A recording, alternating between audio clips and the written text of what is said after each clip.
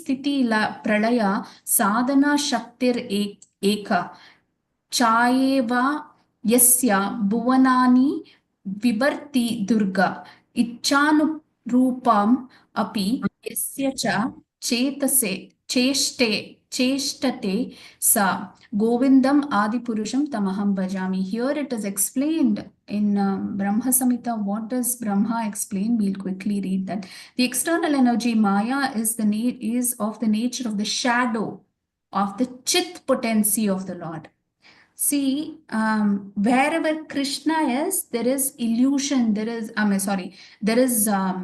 enlightenment, right? And Durga Devi is a shadow. When you look at a shadow, there is darkness, there is no light. So it is opposite of Krishna. That means Krishna is not there. That is how we have to understand. The opposite of Chit Shakti is Maya, means there is no enlightenment, there is no true knowledge there. Then it becomes Maya. She is worshipped as Durga, the agent of the Lord, who is responsible for creating, preserving, and destroying the mundane world. I adore the primeval Lord Govinda in accordance with whose will Durga conducts herself. So Durga Devi does not act on her own, or the energy she gets to create, that is Shrishti, Sthiti, Pralaya. Shrishti means creation, Sthiti means the maintenance, Pralaya means the destruction. All these three things are happening because of Krishna only. It is not that Durga Devi is independently acting. She is also completely dependent on Krishna, and she is the opposite Shakti, opposite of Chit Shakti, right? She is a shadow energy. She is behind Krishna, right? Because she is in darkness. That's why she is behind Krishna. Then the next one. Srimad Bhagavatam 10.14.16 Atraiva Maya Damana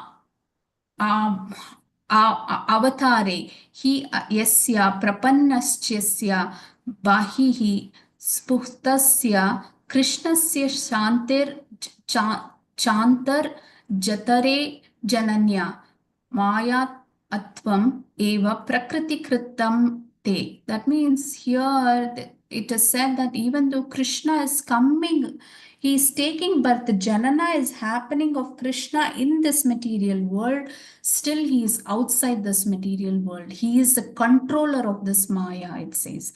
I'll read the translation. My dear Lord, in this incarnation, you have proved that you are the supreme controller of Maya. Although you are now within this universe, the whole universe creation is within your transcendental body, a fact you have demonstrated by exhibiting the universe within your abdomen before your mother Yashoda. So when he opened his mouth in the Ridbakshan Leela, he actually showed the entire universe in the mouth, right?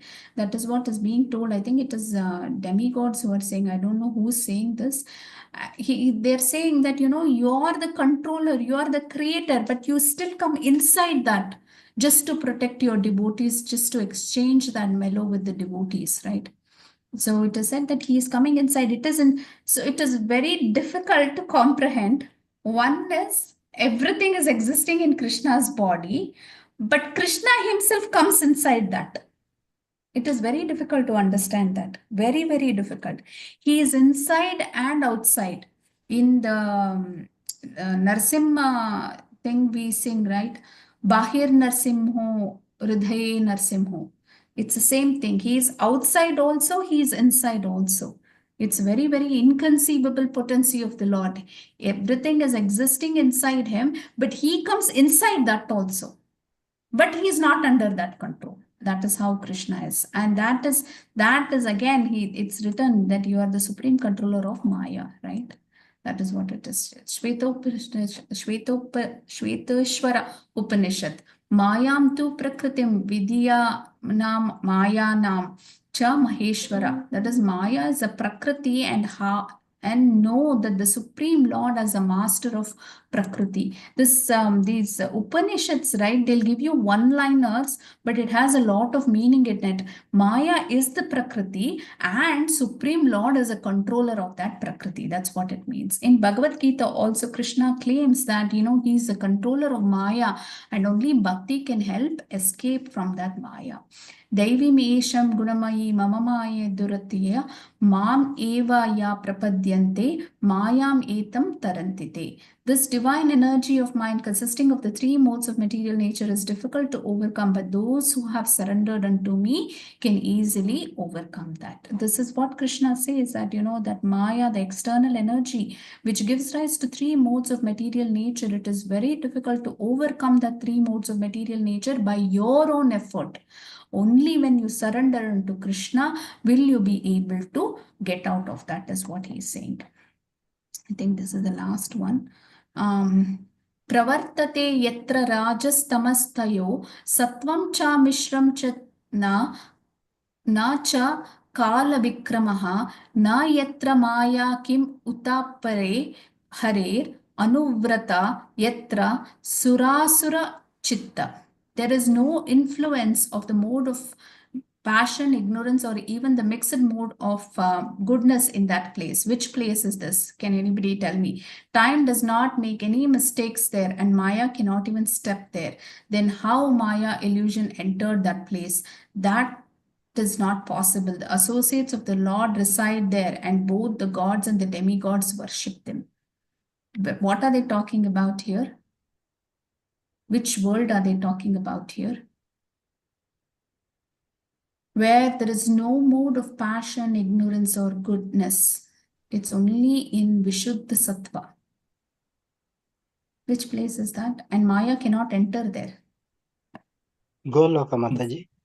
Yes, it is a spiritual world. Yes, it is a spiritual world. Maya has no entrance there. She cannot enter there. And there is no time factor. There is no time factor there. Maya has no adhikar when in the spiritual world. She has adhikar only in the material world. The last one. This is Brahma Vaivartita Purana and Brahma Kanda. Here Durga Devi herself is saying, I said Prakriti, I am Prakriti. Durga Devi said, I am Prakriti, the controller of all, the embodiment of all forms and the supreme power. Through my power alone, this world is sustained, yet I am not independent. For you are the creator, protector, destroyer, and recreator of the three worlds.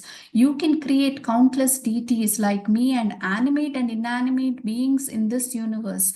Even the Vedas and the most knowledgeable scholars cannot praise you properly. But I, the insignificant one, offer my humble obeisances to you, the Supreme Being. Saying thus, Durga Devi bowed to Krishna and sat on a throne of precious stones as the gods looked on with satisfaction. I don't know the context of it, but that is what you see. This is very interesting that she says you can create countless deities like me. That means Krishna, it is a matter of it's just like that. Krishna can create one more Durga Devi for him. It is not difficult for Krishna to create another Durga Devi. I will quickly narrate Leela between Krishna and Narad Muni. It is very, very interesting. And then we'll go to Ram Leela. I'll quickly wrap it up so that I don't take so much of time. So once what happens is Krishna and Naradji are having a conversation. When they are having this conversation, what happens is that Naradji is always asking Krishna, who is Maya? Why is everybody scared of Maya? Who is this Maya? I want to know. Krishna says, no, don't ask about that, don't ask about that. And finally, what happens is Krishna says, I'm very, very thirsty. I don't know how many of you have heard this story. Krishna says, I'm very, very thirsty. Can you get me some water? And it is actually a desert where they are walking. They're walking and talking, and they're just going there. And Krishna just sits down and he says, I'm very thirsty. Can you get me some water? And then Naraji starts looking around, oh, where can I get water? He starts walking little further. Then he sees a hut there. He's very happy to see a hut in a desert area where he can get some water. He walks into the home, and then he sees a lady near the door. And then she welcomes him and she says, oh my God, in this hot sun in the desert, you're walking and you must be really tired. She does beautiful seva to him. After doing beautiful seva, he is very impressed, or some conversation like that, and she says, see, I have nobody. I want you to marry me, she says. And then Naraji looks at her and he's obligated because he's taken the seva, and she has no protection and that and this, and then he ends up marrying her. After marrying her, many years pass and he has many children. And those children also grow up, and then they have many grandchildren also. And all those grandchildren are, so the generation is passing by like that only. And once what happens, the grandchildren are all there, and suddenly there is a flood in that area. It is a desert, but it becomes a flooded area. In that flood, he's built an entire empire now, with family, with houses, with children, grandchildren, and everything. Everything gets washed away in the water. Everything gets washed away. And he's shouting, he's trying to hold on to his grandchild, he's trying to hold on to his son, he's trying to hold on to his wife. What is happening? And he's trying to hold on to that. And he's shouting the names of his grandchildren. Suddenly, somebody wakes him up. They start shouting, Naraji, Naraji. They wake him up. And then when he gets up, he actually is in front of Krishna. And Krishna asks, did you get the water for me? So what happened is, he went off to a deep sleep. And what he saw as a woman there was Maya. It was just a glimpse of Maya. Naradji holds on to the feet of the lotus feet of the Lord, and he says, I never ever want to be in association with Maya or get a glimpse of Maya. So that is the essence. Whoever gets a glimpse of Maya, it'll suck you inside, right? It is very difficult to. Naradji just forgets everything. He forgets who he is. He forgets he's supposed to get water for, Krishna. He lives many years. There is happiness and sorrow and disease and everything. He goes through all the slew of emotions. And then he's so glad that nothing has happened. It was just his, Krishna just wanted his mind to wander for a minute in Maya Lok. That is what happened. And that is Maya. That is Maya. That is Durga Devi. But we shouldn't feel any animosity against her, because she is doing service to the Lord. She is only serving the Lord in the way the Lord expects her to serve. So that is the essence of who Maya is, who Durga Devi is, right? Now we'll come to the third part of our sessions, which is Ram Leela. This is a very interesting way to look at Ram Leela. I don't know if anybody has heard. Has anybody heard Vedanta Deshik version of Ramayana? Nobody has heard, is it? Vedanta Deshik? Okay. I will just put some photo there so that it is easy for all of you to look at Ram Leela. So this Ram Leela is something very different from what I've heard previously. Here, it's not the entire Ramayana that we are going to go through, but we are just going to see how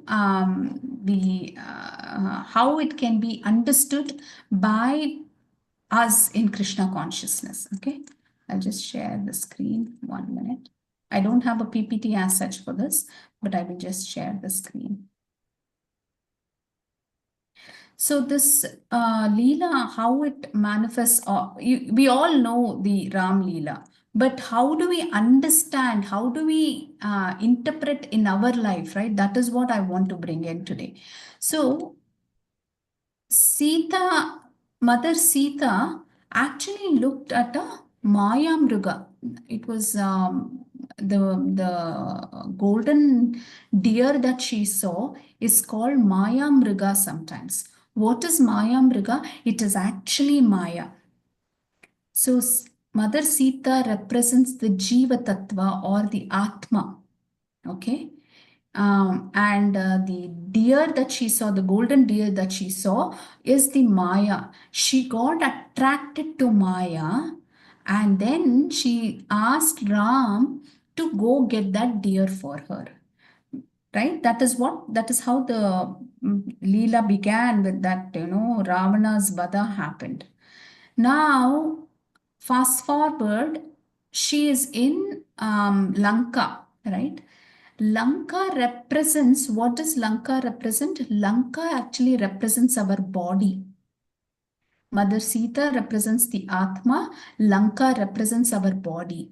And Ravana represents the 10 heads of Ravana, represents the 10 senses that we have, right? Gnanendriyas and Karmendriyas that we have represents the 10 heads of Ravana. And the actual face and the Ravana's face represents the mind that we have. So totally 11, right?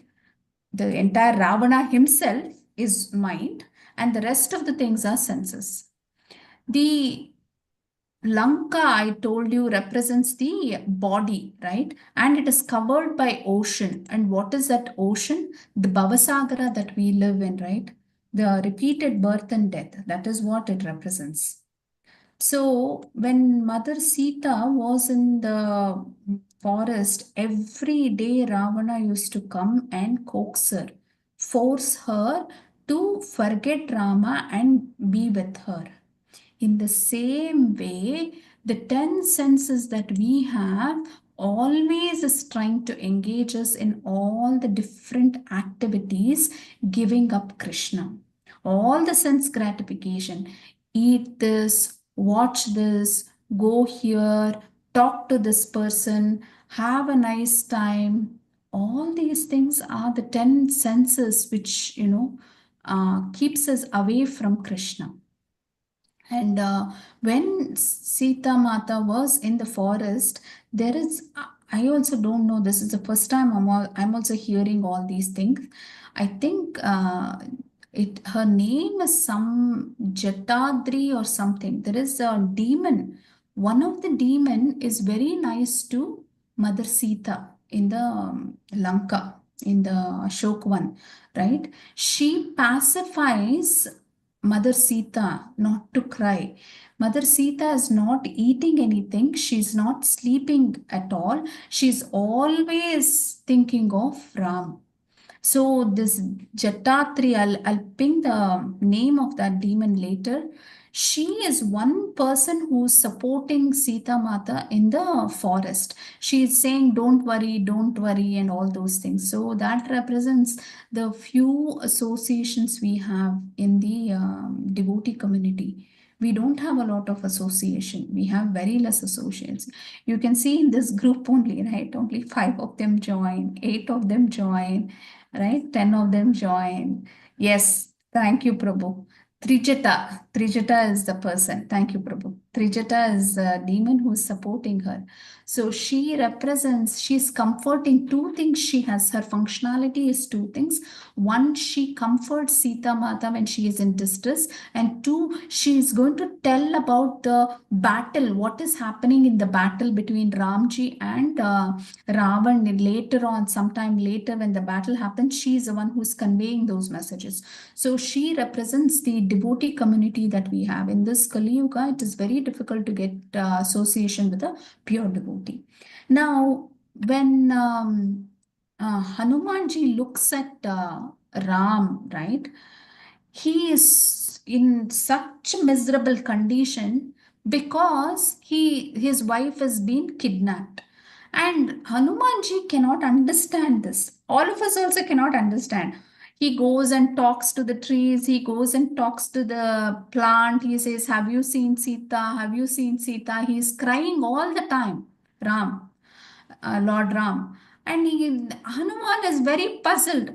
For a wife, for a woman, why Ram is behaving like this, for just for a woman's sake, she's just his wife. Why is he so much miserable, he thinks. But when he goes and meets Mother Sita, with all the tamoguna and rajoguna, it is filled with tamoguna and rajoguna, she is holding on to the faith that, her husband is the only person who can save. And then Hanumanji understands how great Sita Mata is. Hanumanji represents the spiritual master. We are all fallen in that tamoguna. All the time we are in tamo and rajoguna. All the time we are suffering. Right? Tattenu kampa susamikshmano bunjana eva. That means we are always suffering. Padam padam vipadam. Right? Mama Janmani Janmaneshwari Bhavatat Bhaktir Ahituki. So all of us have to follow Sita Mata. Yes, initially she got allured by that Maya to show to us that we are not alone. We also got allured by this material world. But we have to hold on. That difficulty in our life, we have to hold on. She never expected, Hanumanji said, "I will take you out of that, Lanka and take you back. I can take you immediately." She said, "No, I want Ram only to come and fight and take me, right? I want Ram only to kill this Ravana and take me," she said. So that represents the spiritual master. He goes back, Hanumanji goes back, and he actually tells Ram how Sita Mata is. That is a recommendation, the initiation process that we have in ISKCON, right? The recommendation happens from the Guru to Krishna saying that this devotee is good. You should help. And Krishna comes and he destroys Ravan. All the 10 senses, all the senses are destroyed. The Lanka is burnt up, it is completely gone, destroyed. That means our body destroyed. And he will take us out of this body. Till we have this body, we have to continue to suffer and wait for Krishna to liberate us. Yes. That is the essence of Ramayana. See, we all listen to Ramayana, we say, "Oh, Sita Mata did this, Sita Mata did that, Ramji did that, Hanumanji did that." But how do I apply to my life? Right? And at that point, Hanumanji thinks, how is Ramji alive? Because leaving such a mother Sita who's so pure in her thought, she's ready to take any calamity in her life, she's ready to face any turmoil in her life to hold on to Ramji. That should be our determination. That is the determination she is trying to show, that we have to hold on to our faith in Krishna. He will come. He will come. And he is not sitting quiet. We always think that I am praying, I'm not getting the benediction. I am praying, I'm not getting the mercy. I am endeavoring, Krishna is not doing.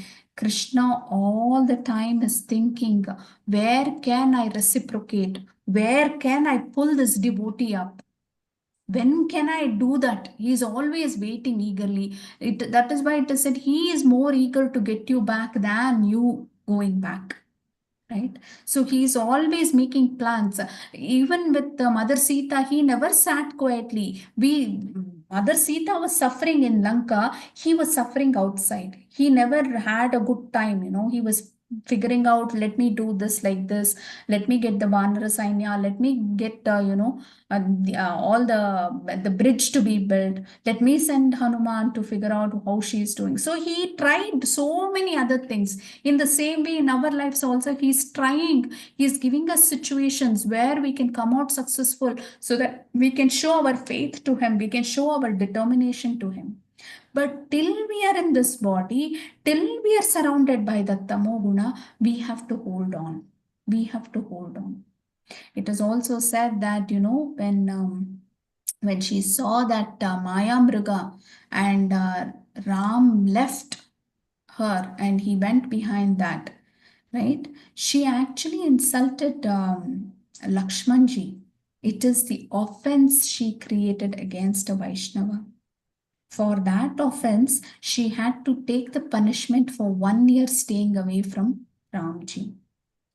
In our lives also, if we offend, then we will have, it will be delayed, the process will be delayed for us. So that is the essence we all have to take. We have to wait for our Ram, who is our Krishna, to come and, cut those senses out, right? And take us out of this body. The minute we give up this body, we will be able to understand the truth, the true nature of Krishna, the true nature of who we are. And that is the essence of Ramayana according to Vedanta Deshik. He is an Indian philosopher who's actually written. But what we ISKCON people have done is we've converted it into ISKCON. We have added the ISKCON philosophy into it to say how important this Dasara is for us, to meditate upon that, I have to continue to live in this body, hot or cold, matra sparshestu kaunteya, shitoshna sukha dukkada, agama paino nitya, tam stitiksha sabharata. That means whether it is boiling hot or whether it is sometimes in ISKCON, many devotees say that you have to tolerate the happiness also. You'll be wondering, Array, who will tolerate the happiness, right? Because during that happiness, you will forget Lord. So you have to tolerate happiness also, you have to tolerate miseries also, and hold on. In this body, there is a chance. Krishna has given, he's coming, right? He's coming to deliver us. We have to hold on to that. And we have to continue to do our sadhana. We have to continue to show our determination to the Ravana bhav of all these senses that we have.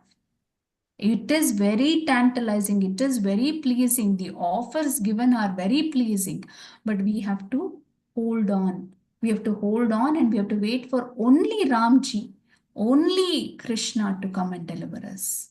Right? In the interim, right? What is that? Trijata and Hanumanji, we have to hold on to them. We have to hold on to their, lotus feet so that, we can wait for Krishna to come. We can always in association, when we are in lot of pain, that pain, nobody can reduce that pain. But when you talk to somebody, why does it reduce? Because you calm down, you're sharing that with somebody, it makes it easier for you to tolerate it. That is the essence of Ramayana. That is the essence of celebrating Dasara.